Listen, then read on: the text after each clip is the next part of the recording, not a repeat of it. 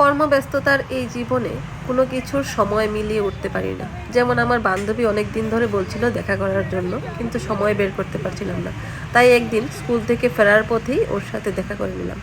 আর দেখুন, দেখা হওয়ার পর থেকেই বান্ধবীর আর আমার দুজনেরই ব্লগিং শুরু। খালি ব্লগ বানায়, খালি ব্লগ বানায়, খালি ব্লগ বানায় আর ও খালি গল্প লেখে গো, খালি গল্প লেখে। বন্ধুদের সাথে দেখা হবে আর আমি ওদেরকে খুনসুটিতে মাতিয়ে রাখবো না, সেটা তো হতেই পারে না।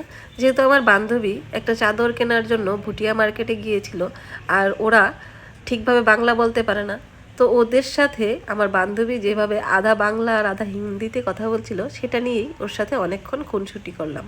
शाइन नहीं कर रहा है, चिक चिक कर रहा है। ये भी शाइन नहीं है, नहीं, चिक चिक कर रहा है। ये वयस्क ये वर्ष को थैंक गॉड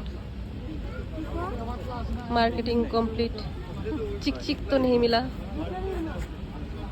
আমরা দুই বান্ধবী চলে এসেছিলাম ভুটানি মার্কেটে, কিছু শীতের কাপড় কেনাকাটি করলাম। হ্যাঁ, এখন আমরা একটু স্ট্রিট ফুড খাবো, আগরতলার কিছু স্পেশাল জায়গা, আর তার মধ্যে আমাদের ছোটবেলার স্মৃতি জড়িত একটা জায়গা আপনাদেরকে একটু ঘুরে দেখাবো।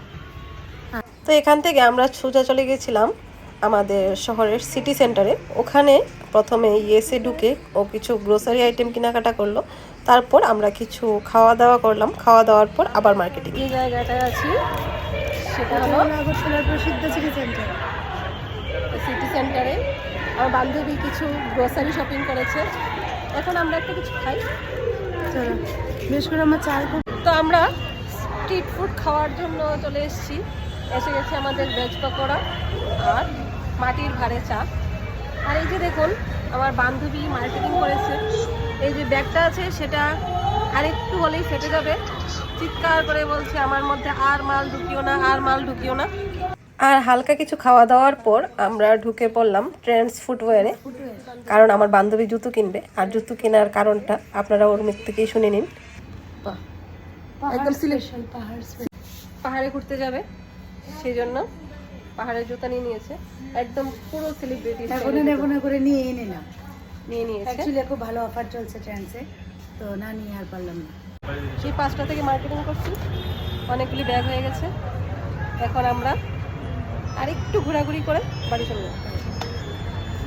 আর কেনাকাটি শেষ করে আমরা রওনা হয়ে গেলাম আমাদের প্রিয় জায়গার উদ্দেশ্যে। এই যে লাইট, আর এটা হলো আমাদের স্কুলের হোস্টেলের গেট।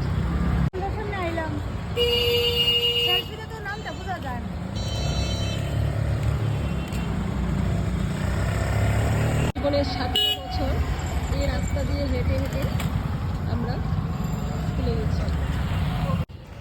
স্কুলের সামনে গিয়ে আবার ভাজাভুজির দোকানের সামনে একটু দাঁড়িয়ে পড়লাম।